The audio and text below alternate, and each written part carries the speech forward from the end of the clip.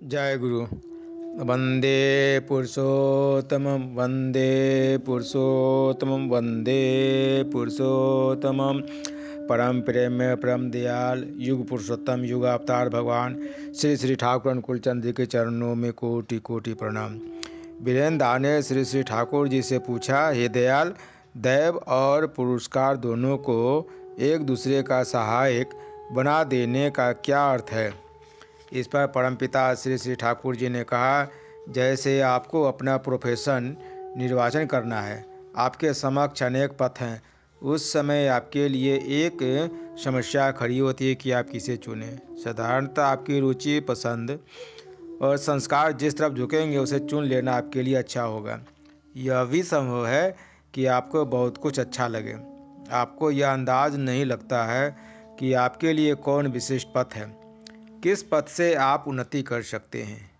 यदि उस समय कोई वैज्ञानिक रूप से यह निर्धारण कर दें कि डॉक्टरी ही आपके लिए अपनी लाइन है, तो उस समय और किसी दूसरी तरफ अपनी शक्ति बर्बाद न कर डॉक्टरी की तरफ लगा सकते हैं। संभवतः उसमें लगकर एक दिन आप कृतित्व भी लाभ करें।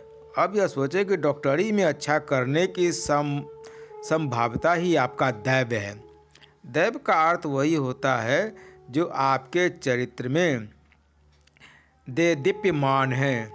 इस देदीप्यमान संभाव्यता की भित्ति पर आप अपने पुरस्कार का खूंटा यदि गाड़ें, अर्थात इस पथ पर अपनी प्रचेष्टा को परिचालित करें, तो सफलता की संभावना ही अधिक रहेगी। इसे ही कहते हैं दैव और पुरस्कार को एक दूसरे का सहायक बनाना।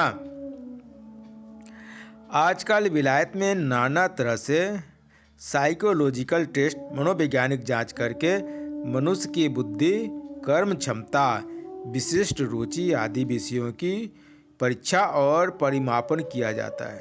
यदि हम लोग ज्योतिष सम्मत पथ पर उसका अच्छी तरह निर्धारण कर सकें तो मान लेने में आपत्ति ही क्या है।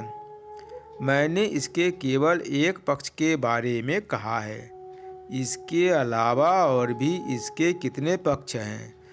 विश्व जीवन के प्रवाह के साथ हमारा एक गहरा संबंध है। सुदूर ग्रह, उपग्रह, तारे, नक्षत्र, आसपास और दूर के विराट परिवेश, जलवायु, आबोहवा, विश्व के जितने घटना प्रवाह हैं, हमारे और सभी के अतीव, ये सभी ज्ञात और अज्ञात रूप से हमारे जीवन पर प्रभाव डालते हैं। हमारे ऊपर कौन कौन प्रभाव क्रिया करते हैं, उनमें कौन अच्छे और बुरे हैं, यह समझकर उसका प्रतिविधान तथा विन्यास यदि नहीं करे तो अंधकार में पथ टटोलने के जैसा होगा।